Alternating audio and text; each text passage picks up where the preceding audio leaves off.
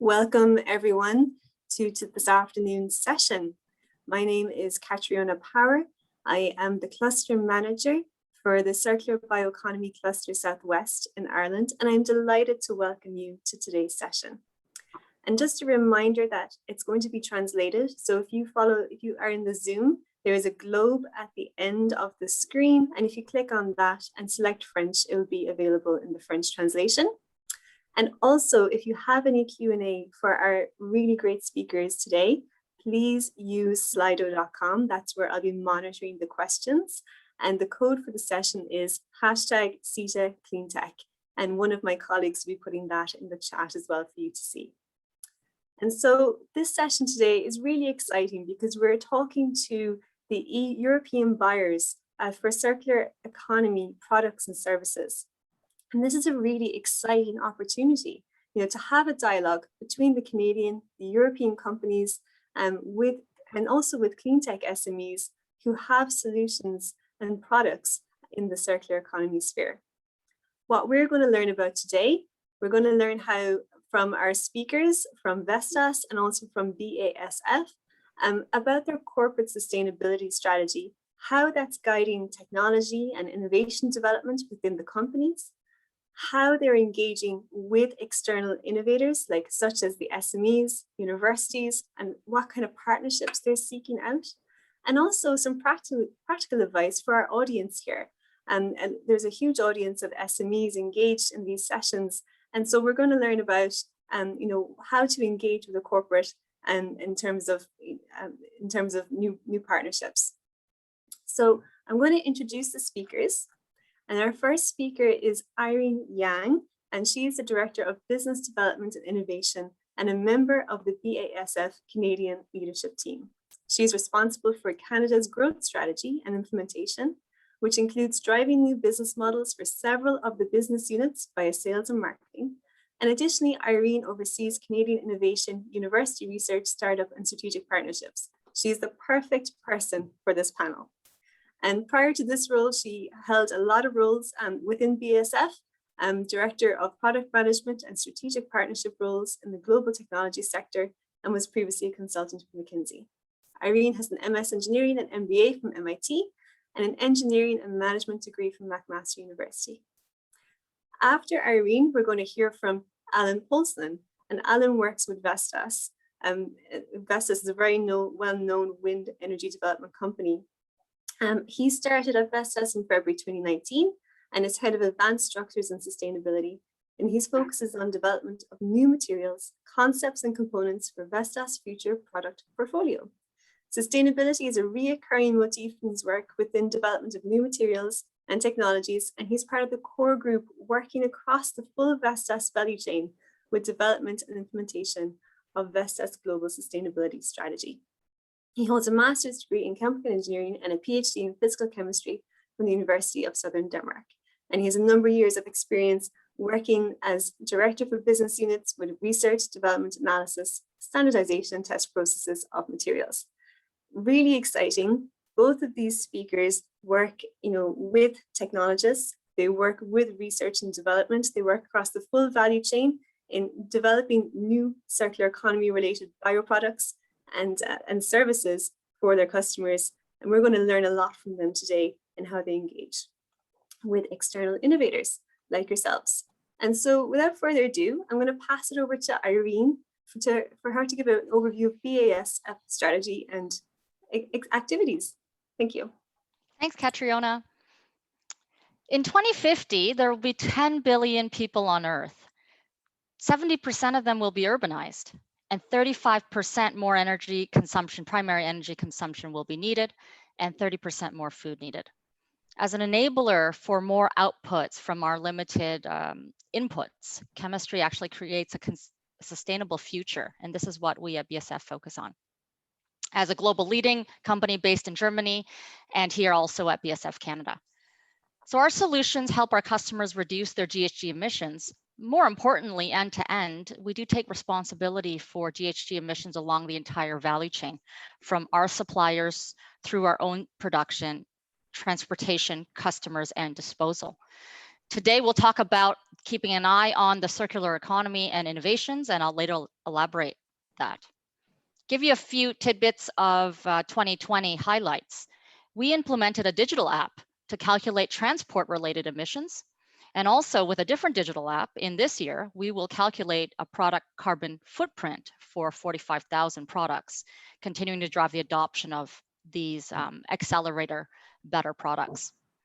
Value chain and the circular economy absolutely matters, and why? As a BSF group globally, 21 million metric tons of GHG emissions from our own operations. However, as I mentioned earlier, from a value chain perspective, the suppliers themselves collectively 52 million metric tons, transport 6 from customers, and a whopping 24 to 30 million metric tons from disposal and others. In 2020, 75% of our own GHG emissions were from steam and electricity generation in our own power and chemical plants, and also from our energy suppliers' plants. So our journey to net zero 2050 has a few technologies and milestones. By 2030, we plan to grow production significantly, but carbon neutral, minus 25% emissions versus 2018 benchmark. And our decarbonization plan overall requires a broad technology portfolio. Two main areas I'll talk about today: carbon management and circular economy. Very briefly on carbon management, we aim to increase production and process efficiency. We are already purchasing electricity from renewable sources, but that will increase. For example, 19 sites across Europe and North America. We are using hydropower for the construction of a new battery materials plant in Finland. And in Canada, we partner with Bullfrog Power across our 14 sites. We also have a breakthrough R&D program that includes methane pyrolysis for CO2-free hydrogen, electrification of our steam cracker, and dry reforming to produce syngas from methane and CO2. Lots of hydrogen is used in the chemical industry, for example, as a reactant for ammonia synthesis. We have a pilot methane pyrolysis reactor in Germany starting up, and the commercial target is actually 2030. While also adopting water electrolysis, methane pyrolysis requires actually 80% less electricity. Now, moving on to circular economy, the central focus for this discussion. 3 areas of focus from across BSF. Number 1 would be circular feedstock, and within that would be renewable or recycled feedstock. New material cycle is number 2, and new business models, digital and service-based, would be number 3. I'm going to briefly elaborate renewable feedstock. This includes biomass balance portfolio and dedicated bio-based portfolio. Biomass balance, for instance, is mainly based on vegetable oils, fats, grains, sugar, wood. In 2020, we purchased 1.2 million metric tons of renewable raw materials, and a new red cert standard ensures the correct allocation of these resources. And we now have more than 240 biomass balance products, which we deem as drop-in replacements. Biomethane and bionaphtha are also used in our Verbund production process as a fossil alternative. The chem cycling project, in which we use pyrolysis oil as feedstock, comes from post-consumer mixed plastic waste or tires to produce new products. So chem cycling roughly works as follows. Step 1, the consumers use and dispose plastic products. Step 2, waste companies collect and sort the waste, supplying our recycling partners with it. Step 3, mixed plastic waste is converted to pyrolysis oil by BSF's partners using a thermochemical process known as pyrolysis. Step 4, the pyrolysis oil is purified. And step 5, the recycled or secondary raw material is then fed as feedstock back into our own production. So under mass balance, which I explained earlier, the percentage of recycled raw materials is allocated to products of the same properties as the fossil-based raw material products. So virgin quality products can be manufactured, everything from food packaging to auto parts. It's pretty complementary if you think about the whole loop with mechanical recycling, which will continue to exist, but as everyone knows so far has limitations and adoption limitations as well. Overall, 70% of mixed plastic waste can be converted to secondary raw materials. So it's very encouraging. And we've actually published a life cycle analysis on the CO2 saved. We are working with partners and prototypes, and partners include Quanta Fuel and others. BSF also closes a loop with battery recycling of metals, having signed a letter of intent to plan a Finland-based closed loop cluster in the electric vehicle value chain. Other chemical recycling initiatives include polyurethane foam mattresses and the development of plastic additives to improve the quality of mechanically recycled plastics. Overall, we aim to double the sales, if you will, of circular products to 17 billion euros by 2030 by closing and extending the loops. Chemical recycled sales products, as mentioned earlier, do have the same properties, and extending the loops also means that some products can perform best with less. In Canada, we actually piloted something called ResiChain, which captures plastic circularity with a digital tracer and blockchain technology. We piloted this in BC last fall, 2020, for PE flexible stand-up pouches and HDPE rigid plastic containers, along with partners such as Deloitte, Trinamix, London Drugs, Nova, and Recycle BC. As agriculture is also a large segment for BSF Canada, we headquarter that business out of Calgary. We have clear commitments in this space. Climate smart farming, for instance, negative 30% CO2 per ton of crop produced by 2030, a 7% share increase of sustainable solutions, 400 plus million hectares supported by digital farming, and safe smart stewardship. As a founding member of UN SDG and a recent corporate winner of Global Compact Network Canada's awards, we try to measure, for all of our colleagues, we try to map and measure our KPIs against the respective SDG goal. So this connects a lot of our aspirations into our business operations. And this year, very recently actually, we announced our first ever Sustainable Customer Leadership Awards, adjudicated by a third party. We recognized our customers who really excel in this space. And I think the customers as well appreciated that very much. And there was a very recent press release around this. On to innovation in my last couple of minutes. So Plug and Play is the world's largest corporate innovator, matching startups with large corporates. And BSF has worked with Plug and Play globally, Silicon Valley, Germany, and China. And we recently announced their partnership and office co-location with BSF Canada in our Mississauga, Toronto area offices. So we're very excited about this because this built upon our collaboration with startups, not only in digital, but also in sustainability and new materials. Across Canada and Canadian universities, I am personally involved with several research collaborations coast to coast, and we continue to nurture those and stay on top of win-win collaborations with world-class researchers at the universities here.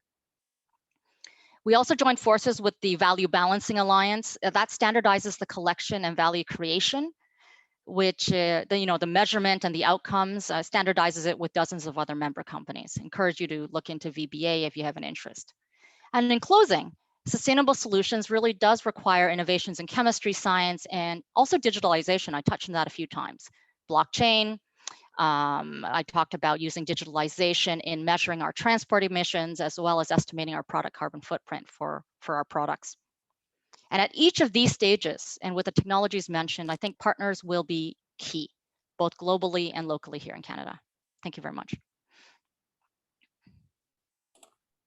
Thank you so much, Irene. That was really insightful. In fact, I was taking some notes there because there's some things that I've learned about BASF as well. And it is one of the largest chemical companies in the world. And it's so interesting to see how they're really moving, and your work as well, moving the needle in terms of your own operations, but also in terms of feedstock, new materials, and incorporating digitization. So really incorporating all those trends into your strategy. So really exciting to see. We're now going to move over to Allan Poulsen, who's going to give an overview from Vestas, and then we'll have Q&A at the end. So please do put your Q&A into the Slido. I'll be monitoring those. Okay? So Allan, you can share your screen.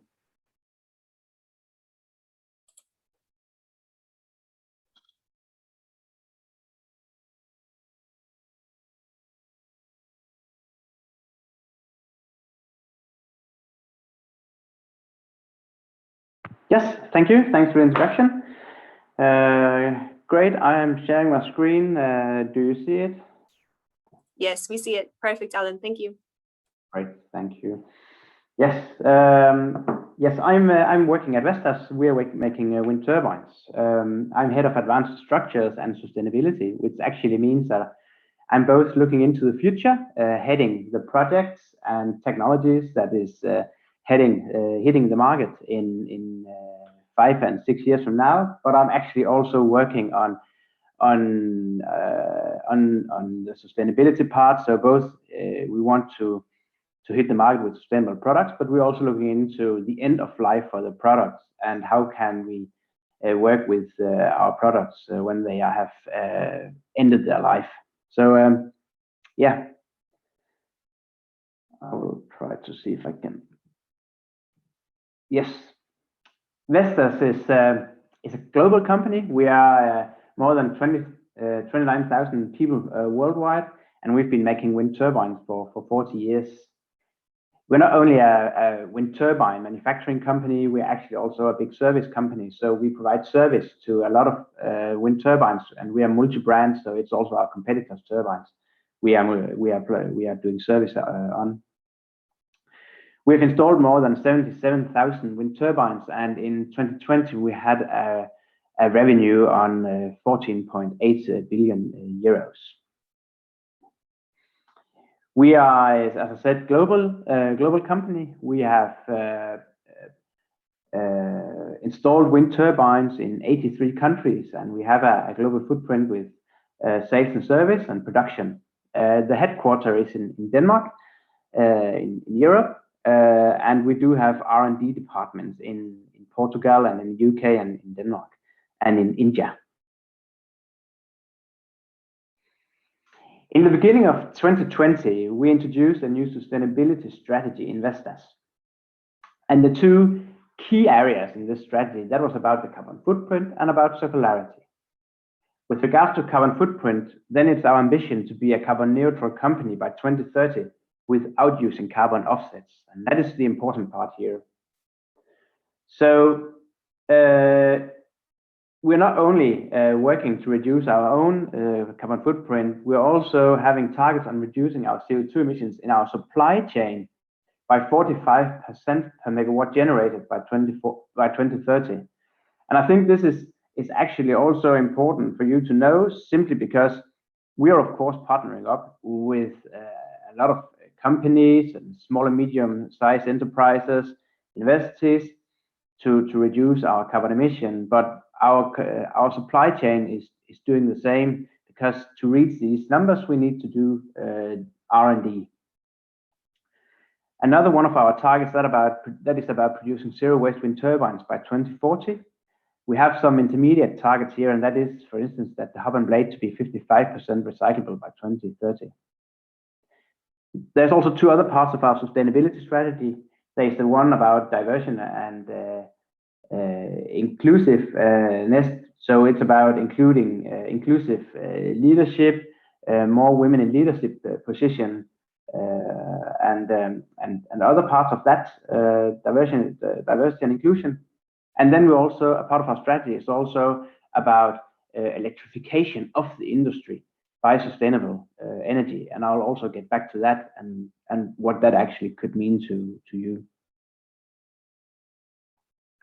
The zero waste is quite ambitious. So for us, it is to prevent waste. That's the first part. We want to design out the waste. We want to keep the materials in use. And of course, when the wind turbines have ended their life, we want to regenerate the systems. It's covering the full value chain. It's about rethinking. It's about redesign and reduce and reuse and recycle. This actually means we are thinking in new materials, new production methods, and so on, in order to reduce our waste and also to make our wind turbine more sustainable.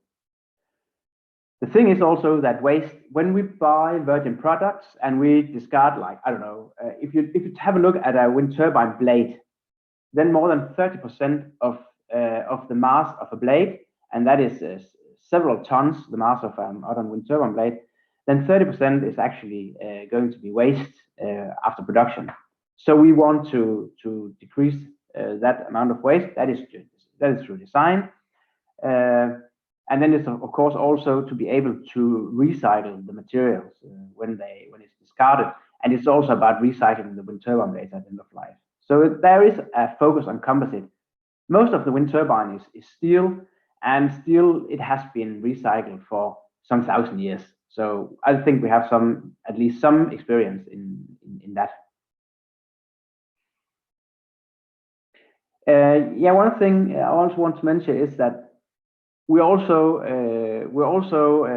covering our partnering up with our suppliers here, and they are also a part of this journey. So they are also getting some KPIs from us. So by 2020, our suppliers, our strategic suppliers, that is 27 suppliers, until now it's going to be expanded to 60 suppliers. It's more than 1/3 of the spent investors, and they need to commit to 100% electricity consumption from renewable energy sources by 2030. We also want them to start calculate CO2 emissions and report on their CO2 emissions for the products that they deliver to us. We want our suppliers to set targets for Scope 1 and 2 emission reduction by 2030 without using carbon offsets. And from 2021, our strategic suppliers are also going to start measure and report on production waste for the products that they deliver to us.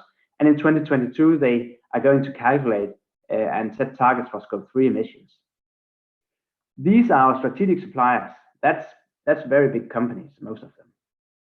But actually, all our suppliers, they get scorecards. 1/3 of the scorecards is questions about sustainability. And these questions are also in the scorecard. So if you want a decent score, then you also need to have thought of how do you manage sustainability in your production and in your company. This is to show that it's actually covering the full value chain. It's not only manufacturing investors, it's also sourcing of raw materials that we are approaching. How do we reduce emission from that? It's our suppliers, it's transport, it's installation. Then of course, when the wind turbines, they are operated, then it's reduction of CO2 emission and waste. When we service the wind turbines, it's also for our part and also for our partners' sake, it's also a question about improving the lifetime of a wind turbine. The longer it's in operation, the better it is from a life cycle perspective. Today, modern wind turbines are designed to operate for 30 years, but we know they have more in them when they reach 30 years. Then there is also the big the business around waste transporting and recycling.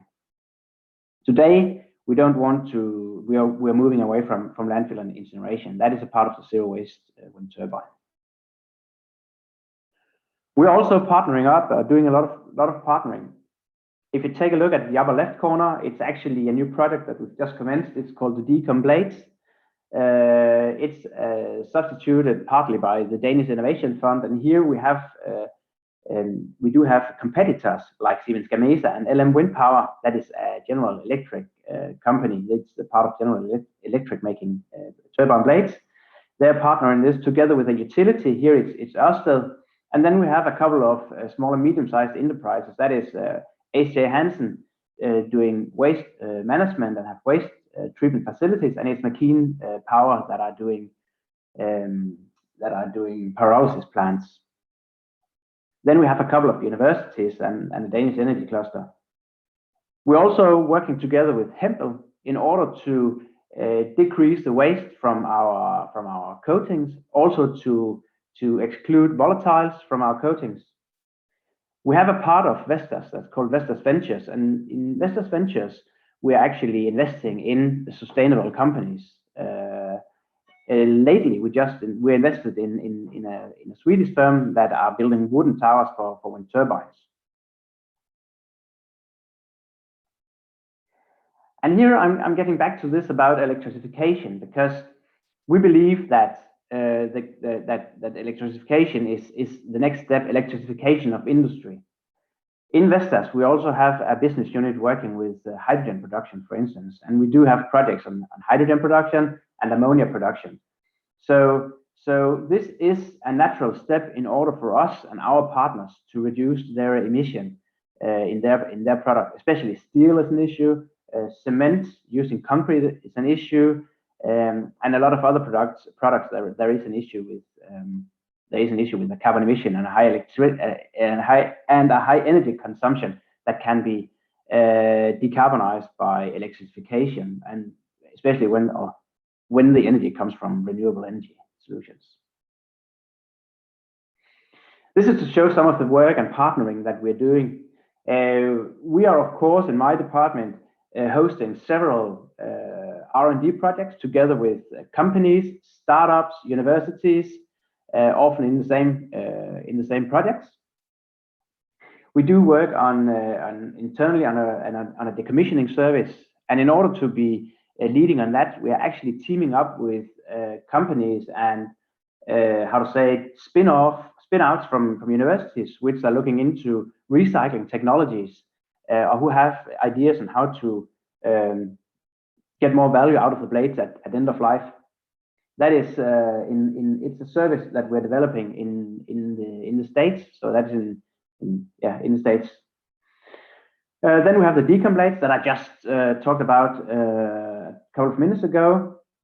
Then we are still working together with Foresight on an innovation challenge that we recently had in Canada, where we asked companies, spin-outs, to bring in their ideas on how to make wind turbines more sustainable. So that could be a new design of blades, it could be new material technologies, it could be new recycling technologies.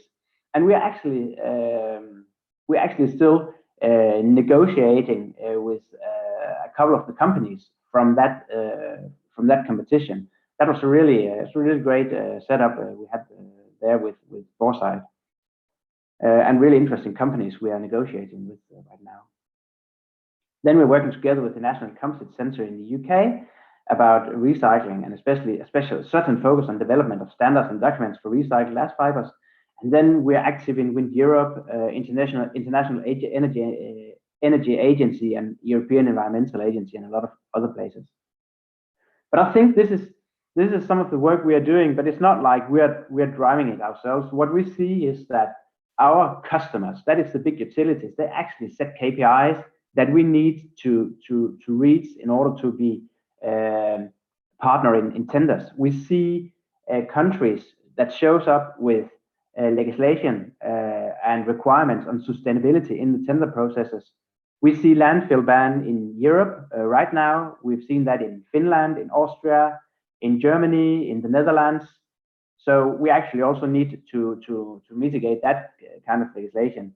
We also see our customer's customer, and that's actually you and I, who are buying electricity and buying products. We also want a future where we are working for. We want a future that's more sustainable, and with less utilization of the globe. So there's a lot of push into sustainability, and in order to reach these targets that we are working for here, and then also to reach these targets, of course, that our customers are setting towards us, then we need to do a lot of technology development, material development, as well as development of material and value streams around recycling and around new materials. Thank you. This is all I had. If you have the idea, then please feel free to reach out to me on alkpl@vestas.com, and thank you for watching this presentation.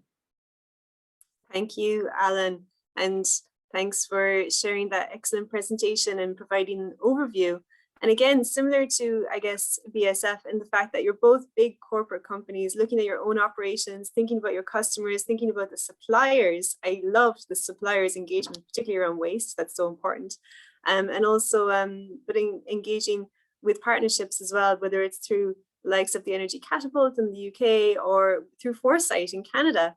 And Allan, just on the Foresight partnership, when the challenges that you put out there, it was about, related to circular economy. Like, did you find there was lots of innovation and ideas that came from Canada in that respect?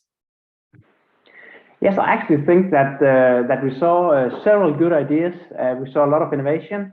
Universities spin out with some great ideas. I think there was a lot of things going on with especially a lot of brave younger people that had a good idea that they have taken out from universities and tried to develop to industry needs.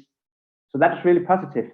So we were of course looking into these technologies that fits into our product and our production right now. So that was a very positive experience we had there. Brilliant. That's really helpful. And it's good to know for the audience as well that you're actively scouting and always looking out for the next best thing, as is Irene. And Irene, I invite you to come back and put on your camera as well. Irene, what advice would you give to companies looking to engage with BASF? I'd say it depends from what angle, because I guess we're a pretty vast company. We touch a lot of different sectors. In Canada alone, we do quite a bit of agriculture, oil and gas, mining, natural resources type work, but also quite some health and nutrition, automotive and care chemicals. So it's quite broad. I think the first thing I would do is encourage a potential partner who has an interest in working with us to have a bit of a hypothesis. What area you think we could work? If it's exploratory, joint development, joint sales and marketing, could we be a customer of yours or vice versa? Just to be as clear as possible. This would be the number one tip. The second one would be, because we're always going to ask, being a global company, one of my roles is to make Canadian innovations visible within our global group for consideration. So I will always ask, how competitive is your technology with global competitors? You don't have to have a perfect answer, but I think it's quite obvious for SMEs who have thought through this, made some assumptions as to pros and cons, how they stack up globally. Because either way, multinationals, many will do that exercise anyway. Great. And Allan, I also have a comment to that actually, because I think what happens if you, for instance, go to Vestas and you have a really good idea and it's not shipping directly into our value chain or our design, then what we often do, if it's really promising but it's not our core business, that is to engage with our supply chain and reach out to our suppliers and ask them, well, we have found this approach to more sustainable material or whatever. There's a small company, we're in dialogue with them. Is that something that you could be interested in? Yeah. So there's actually also a kind of there's a network between at least us and our suppliers, because that's also a trend that we are seeing. That is that we are moving closer and in closer and closer partnership with our suppliers. And this is just one part of it. That is to share experience and also share some of the scouting that we do if we find something interesting. We bring it to our suppliers because we would like to purchase it. But it's also very important to understand from our perspective that if you have the idea or you have the material, then we are not relying on one supplier. We simply need to figure out how can we rely on more than one supplier. We don't want to be dependent on one supplier, no matter how interesting a thing is. And that's, of course, always a thing that if you are a small or medium-sized enterprise, that perhaps it potentially comes as a surprise to you that, first of all, we introduce you to one of our suppliers, and then we want you to work with perhaps more suppliers or share the knowledge with other of our suppliers. So yeah, just to inform you how it works. Absolutely, that's a great expectation to set, because it's about that value chain approach, as it was discussed earlier, and the supply chain approach. And there's a couple of questions coming in here on the Q&A, and one from a woman called Yvonne.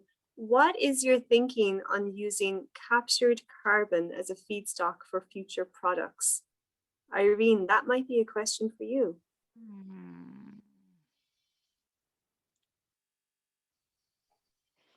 Did you hear?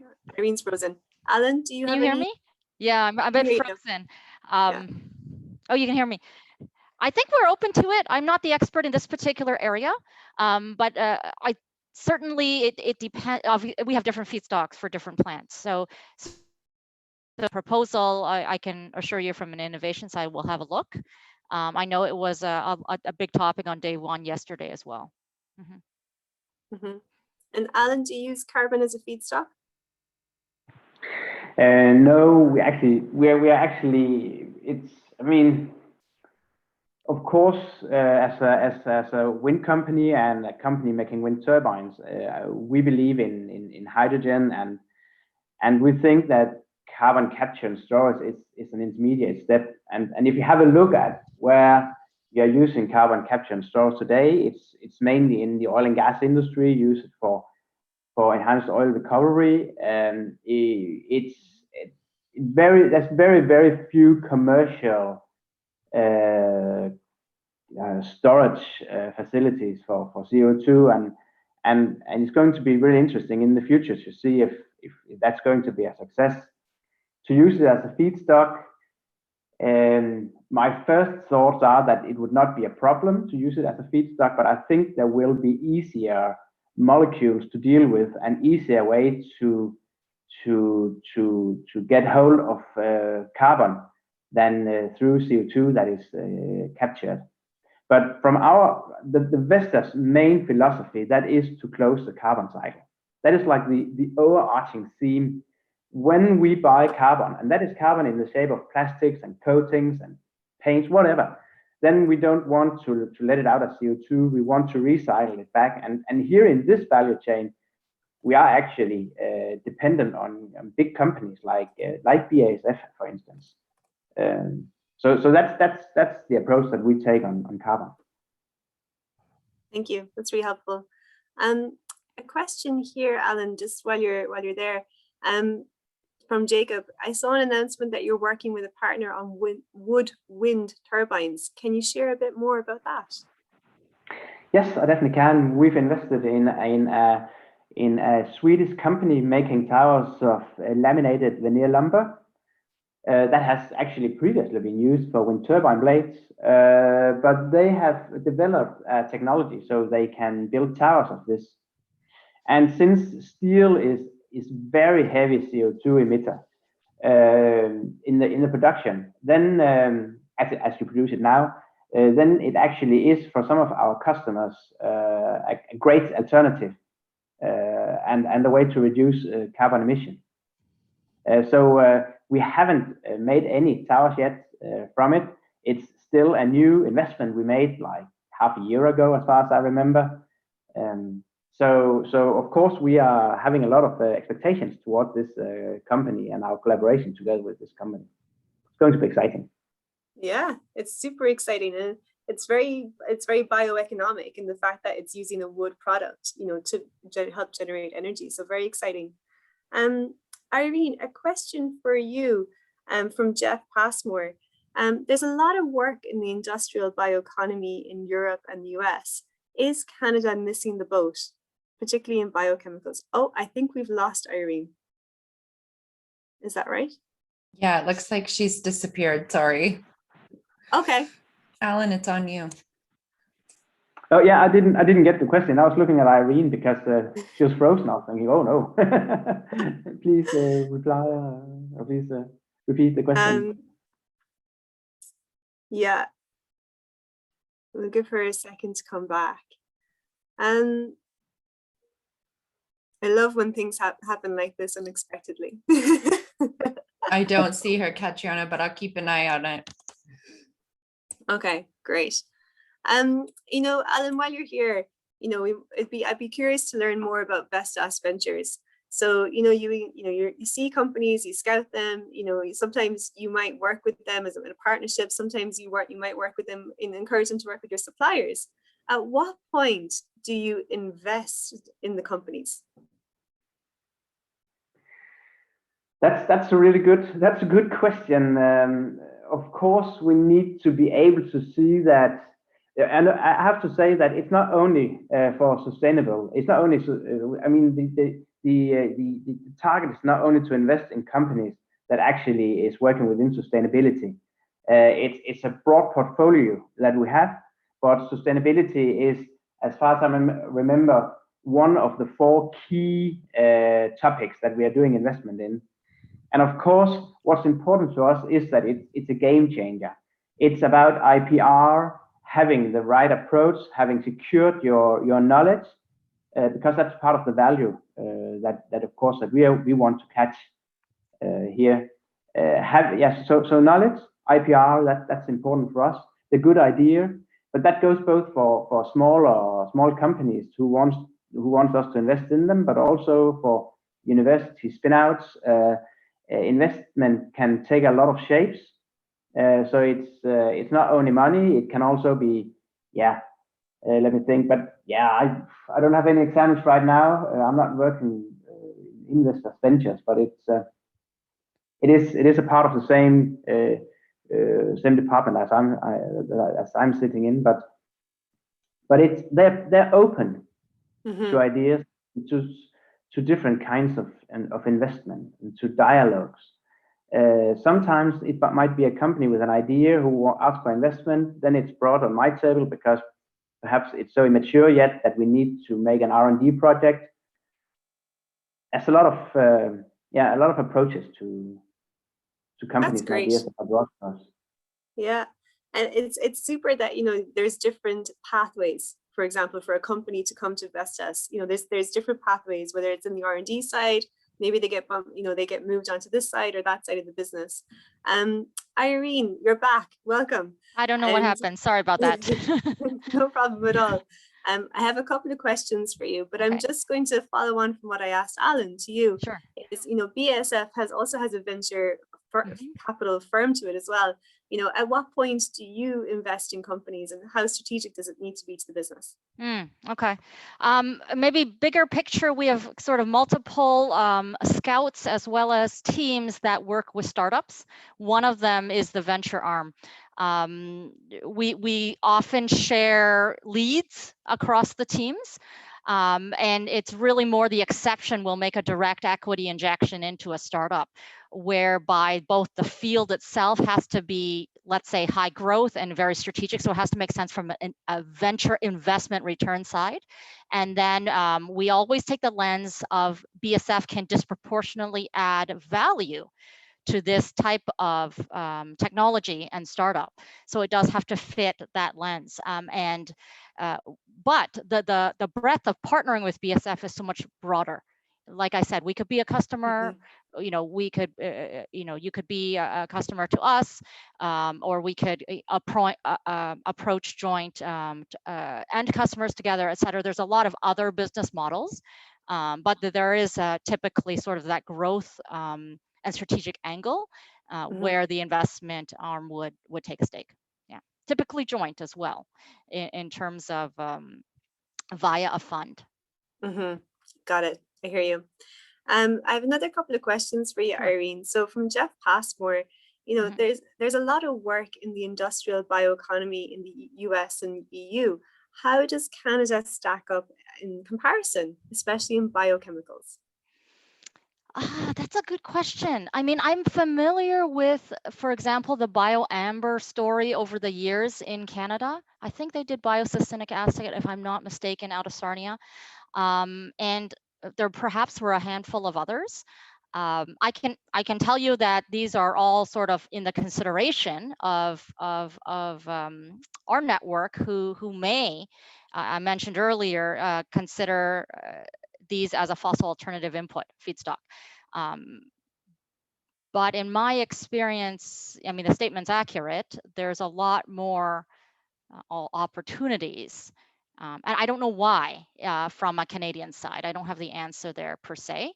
But happy to explore that. Maybe it's a policy topic. But in general, I'd say Canada has outstanding technology and resources, but also has to focus.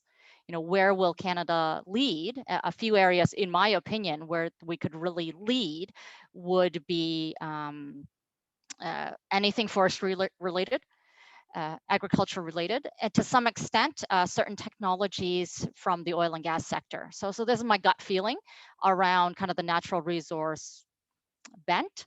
But in terms of like commercial ready and investment ready, I think there's a lot of other factors at play. So I don't have the answer as to where Canada has been on this journey. Yeah, it sounds like there's a combination of things, whether it's policy related and, you know, early stage TRLs, getting them to commercialization level, you know, for yeah, that's pretty companies well to start. documented, at least Yeah. from a Canadian innovations scheme, where you even hear sometimes, I don't know if this is accurate, that you don't want to make too much money because then some of the government support stops. So it's that whole discussion about the funding valley of death for companies here. And I think there's a lot of efforts in Canada to try to bridge that. So the access to capital for SMEs remains here. And obviously then the innovation and the IP and the companies also remain here. So I support all of those efforts. I think there's still some work to do. Yeah, absolutely. And Irene, can you give an example of a company you've worked with on traceability, and how is traceability factoring into your approach? Okay, well, I can give a direct answer to that. So we had a pilot in British Columbia known as Resi Chain. So this pilot is a plastic circularity pilot. I described it earlier.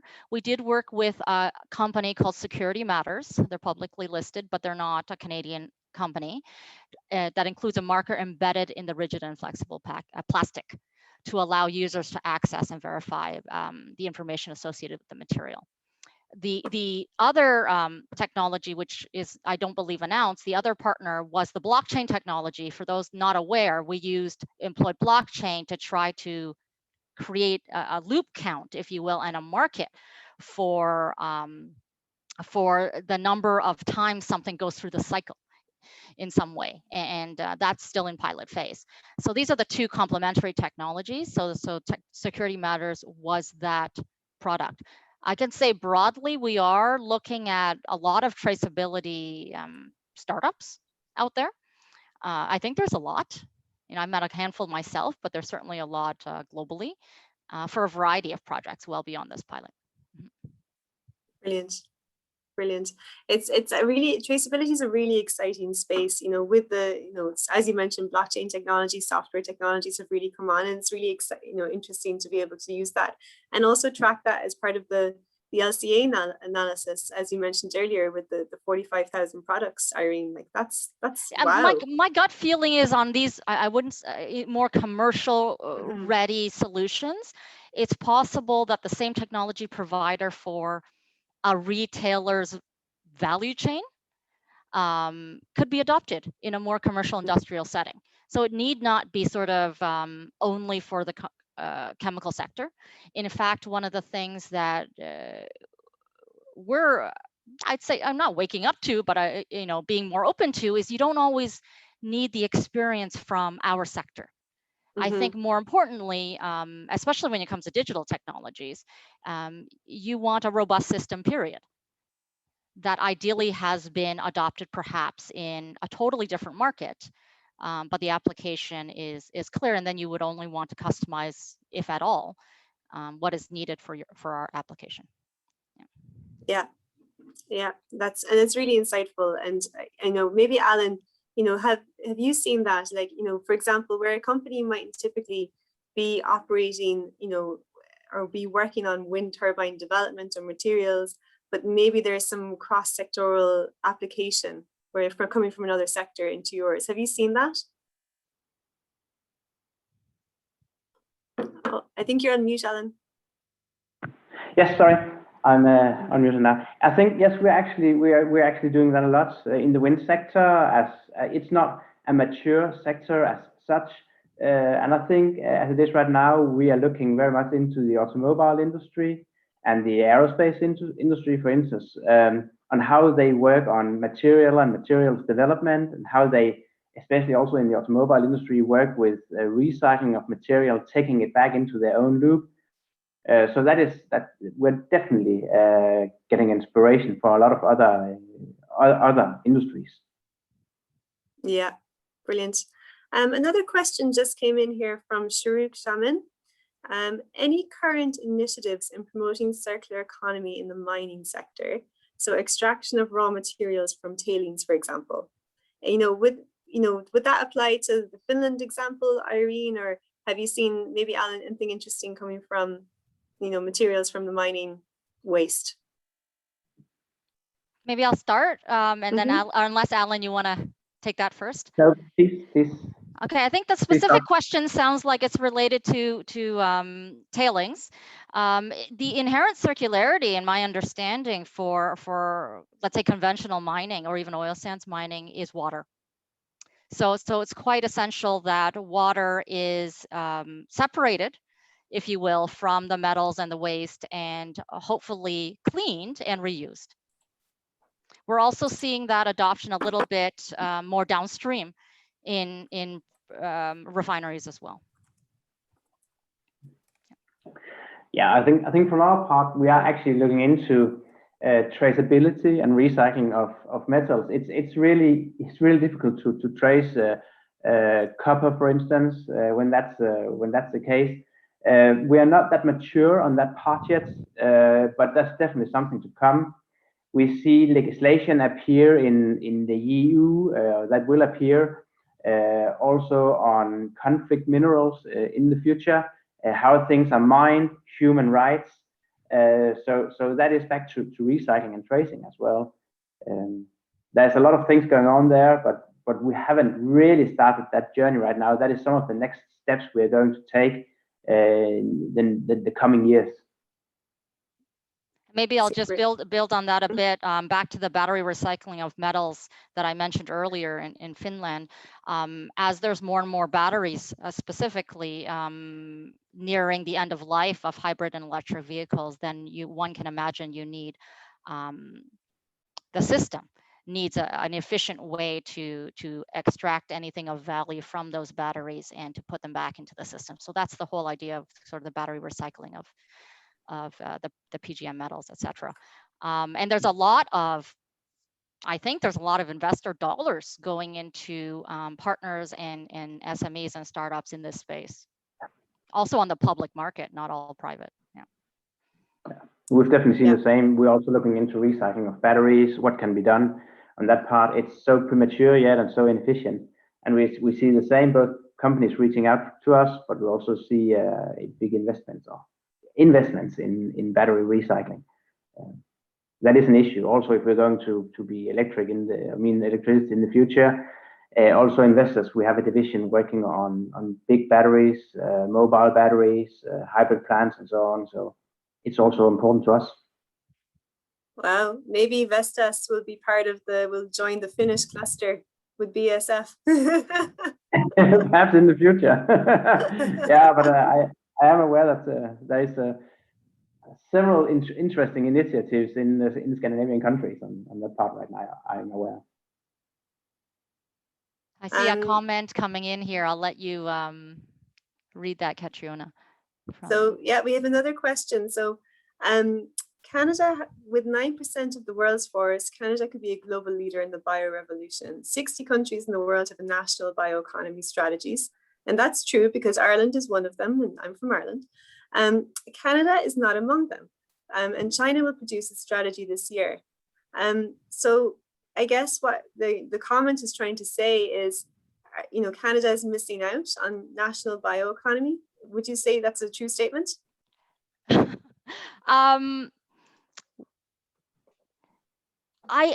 I'll tell you what I know. I think there was originally, prior to the superclusters being defined, as you might know, there are a handful, I'd like to say there's 5 superclusters across Canada, which were funded substantially at a federal level. There's like a digital one, there's advanced manufacturing. Jason spoke yesterday, Jason Meyer from the NGen. There is an AI one, I believe, out of Quebec. There's fisheries and forestry, and I think there's a protein one.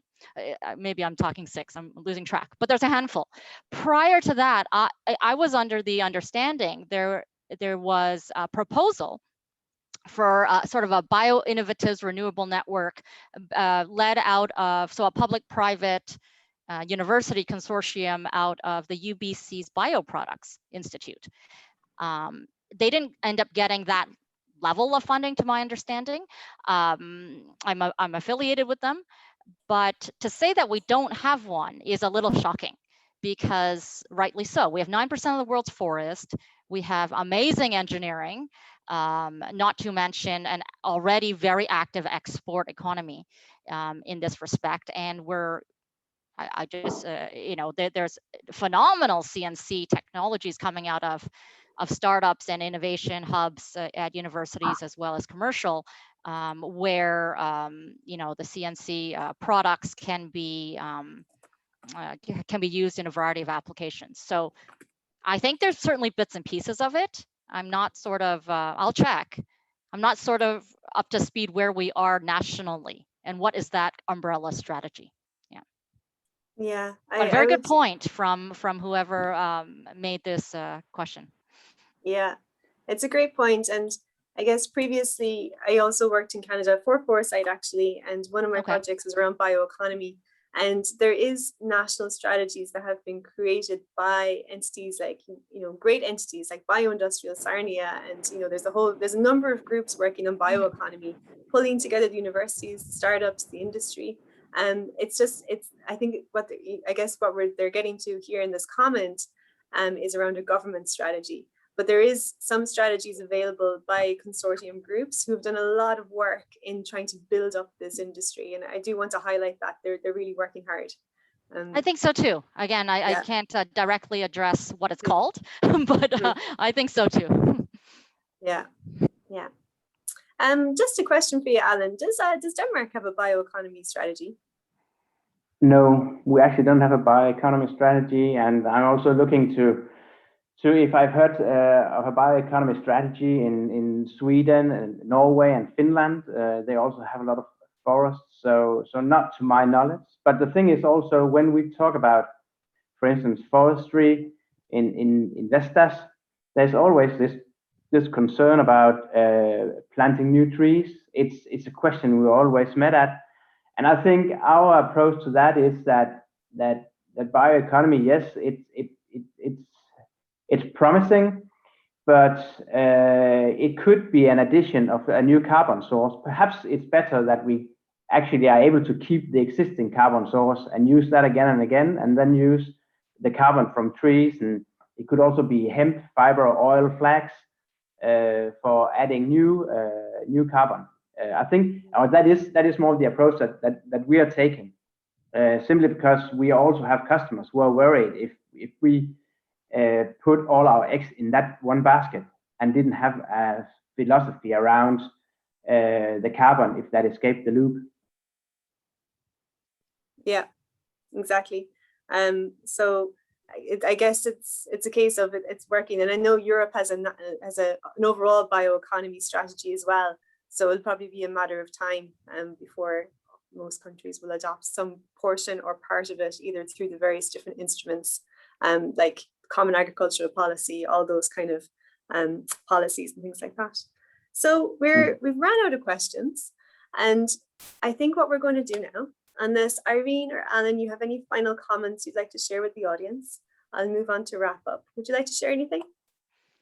I just had one more point to add, and it's a general innovation point. It's around the cost. I think it's quite important to have a clear eye, even if it's short, medium or longer term, a clear eye to competitive cost, because that will, sooner than we want, deter adoption. So, we talked, just as an example, about forestry and forestry related, bio type products for, let's say, non-paper sectors. It's got to be competitive. Doesn't have to be the same, but it has to be competitive, and it has to have an eye to the value of to spawn change. So this is a bit the overarching, whereas on the very positive side, I think there's a lot of outstanding progress on the technologies, and I guess historically speaking, that's never been the barrier to adoption, that the technology doesn't work. It's typically been that there are, at some point, business and commercial factors that may stand in the way. So it's always something for any innovator, including ourselves, large or small, to bear in mind. Yeah, I think I definitely agree with you. It's the same we're looking into. That is, we are on this journey on sustainability. It's on its very start. but it has to come at zero cost. It's not that we are going to take up cost. I don't imagine our supply chain is going to take up cost, or our customers. So cost is a great part of this. I think what will help us, that is scale, the economy of scale. And this is just the start of the journey we've seen.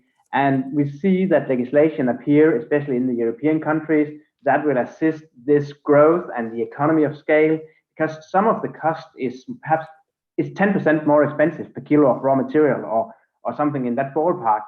And I think that can be overcome by scale.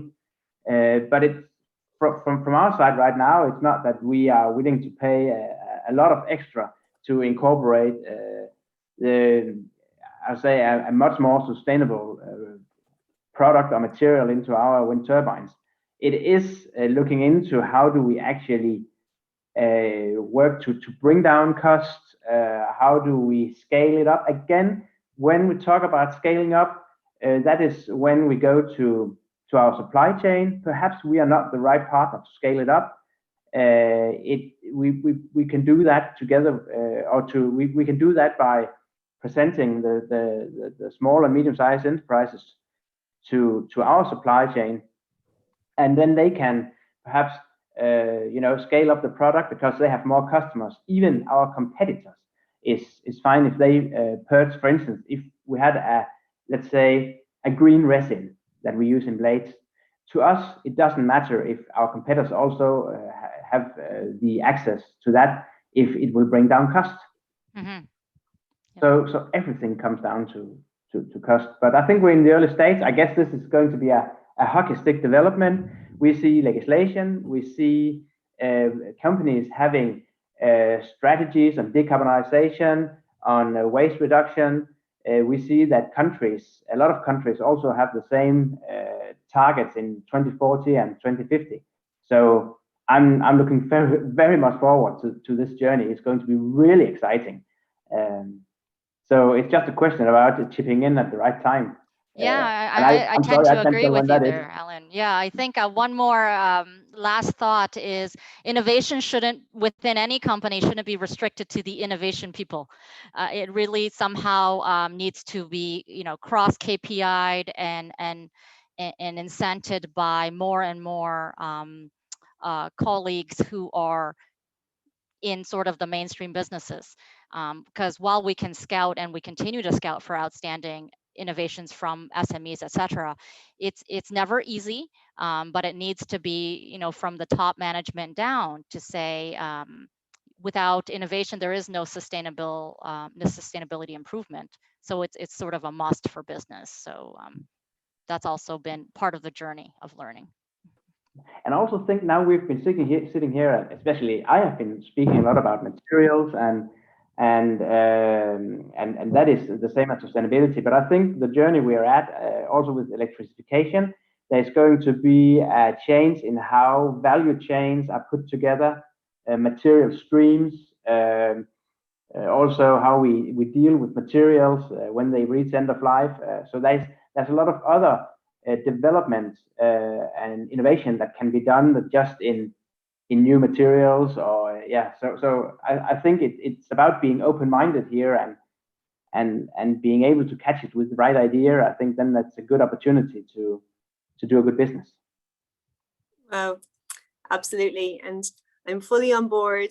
And I want to thank you, Allan and Irene, for all your thoughts and your passion as well that you bring to the industry, because it's so obvious that you really care about sustainability, but also what's the business perspective here? What's the cost to the business? How do we drive innovation forward, and how do we meet our environmental targets within that? And that's it's something to be applauded, and it's great that you're open as well in terms of open to innovation, open to companies, open to partnerships, and costs come down with scale as we described. But also that, scale needs partnerships. It means, more collaboration. And I think that's why, you're here today, because you're talking about how to collaborate with others in the industry across Canada and Europe. And thanks so much for your time.